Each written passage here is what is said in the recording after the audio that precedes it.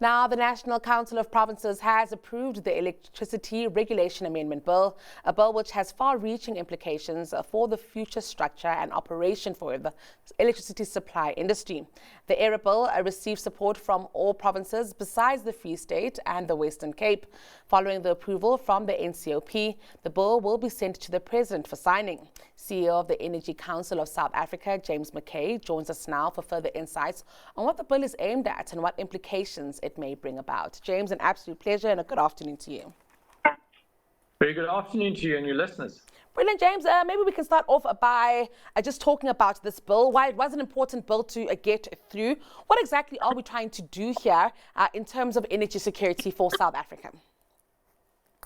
Well, we are following what the rest of the world has done sort of 10 years ago, which is liberalizing our energy sector. So we need to move from historically a centralized sort of procurement model with an integrated utility being Eskom, which really has a monopoly on the energy sector.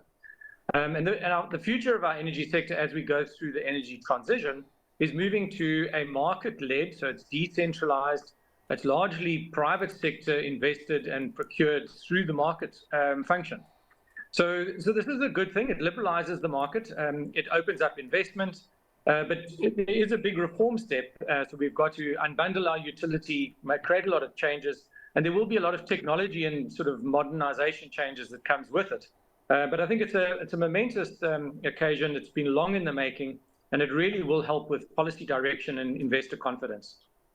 Let's talk about some of the provisions of this bill. So I think it's very important to get into some of that meat, James. Maybe starting off by looking at the issue of the price of electricity here in South Africa. We know this is a big one. It's an important one. Many South African households basically being priced out of the market here. What are some of the provisions being made there and the role of NERSA in continuing to regulate pricing?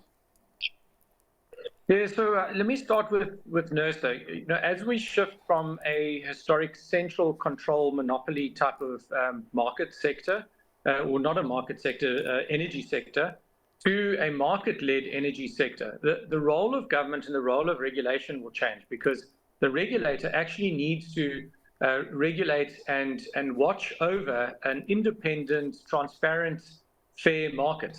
So there is a lot of work ahead of us now. I think there's a lot of concerns in the market that there's overreach from the minister and governments potentially. But at the moment, what the ERA provides for is the year ahead of us now to prepare all the market codes, the structures, the oversight bodies, many of which don't exist. They still have to be designed. They still have to be put in place. So I think we've got to give some time. There is a very collaborative approach at the moment under Eskom's guide as to the technical design of the market. That then gets handed over and NERSA sort of oversees or presides over a further level of engagement, which is a bit more arm's length because it will be through public engagement by the NERSA body. And then there are other bodies that need to be set up. So there's advisory kind of committees and an oversight committee that ultimately also play a watchdog role over the new marketplace once it's launched. So, I think we have to have a little bit of a leap of faith. This is a big reform step, but we can look to international examples of where this has been done. And then maybe let me just, reference the price. We are moving only to a wholesale market, not to a retail market. So really it will be at the large generator level, wholesale level where buyers and generators can work through an independent, digitally connected marketplace to buy and sell power on a day-ahead market, including Eskom.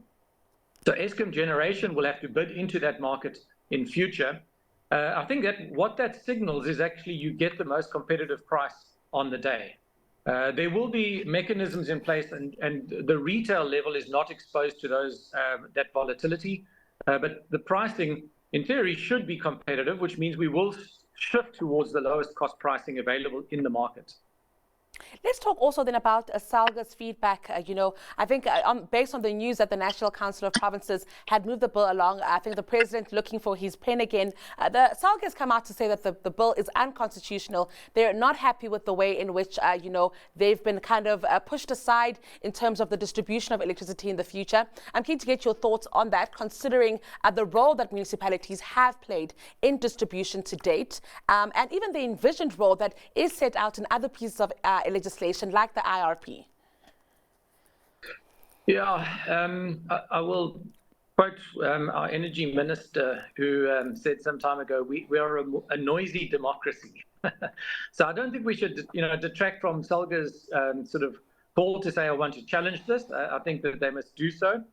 But this is not the first time they've said this. I think in the past they've also challenged Eskom, and they've said, and they have taken this to court already, to say that municipalities have a constitutional obligation to provide electricity. There's also a constitutional structure around district municipalities as resellers to local municipalities.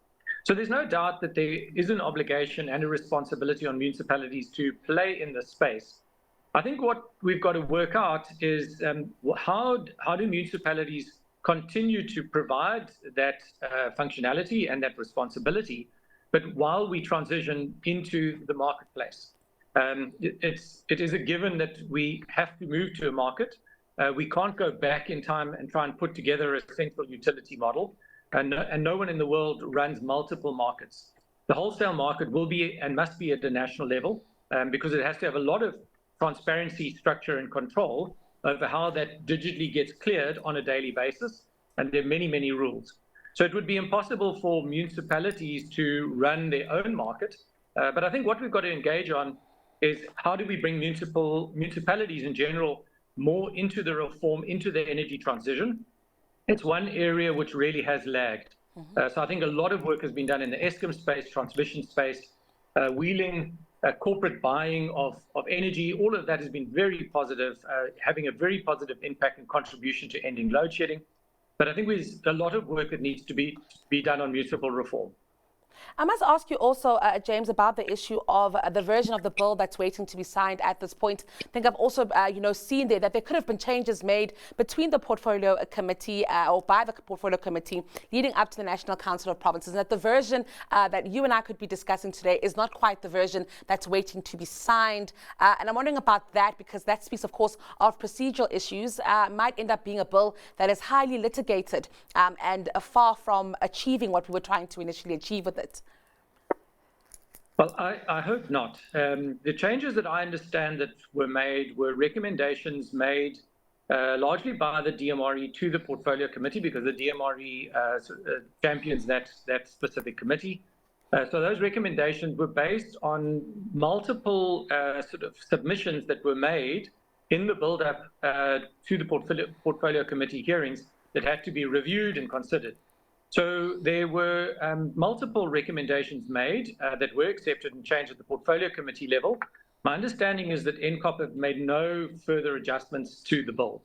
I will just go back to say, I think we have to allow the process for the development and the design of the market before we start saying that the bill as it stands is wrong or illegal or unconstitutional. Because ultimately, until we have the design, the governance, the structure, and the rules of how the market will function, actually the bill is really just a sort of a guide in the direction of which we're going. So we've got to allow this next year of engagement structuring of the whole marketplace, and there are opportunities to challenge that if it's not working or if private sector or business disagree. So I think we've got to have a little bit of a leap of faith as we move through the transition. It's not you can't have this perfect market design up front. That's part of the process.